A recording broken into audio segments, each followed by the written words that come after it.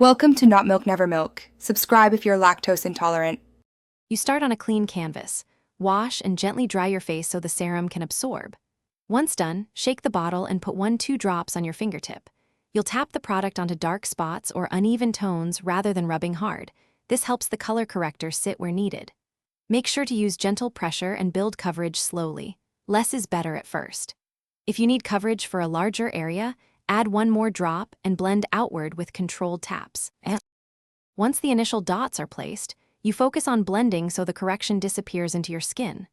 Use a damp sponge or fingertip and press blend outward to feather the edges. This prevents harsh lines.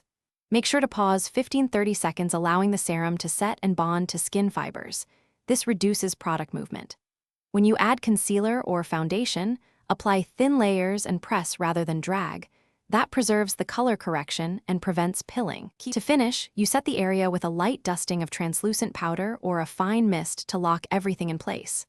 Once set, evaluate coverage in natural light and, if needed, add 0.5 drop to build correction, blending gently the same way.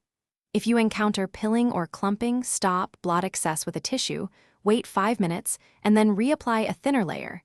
This prevents layering issues and restores a smooth, even finish so your corrected tone looks natural all day.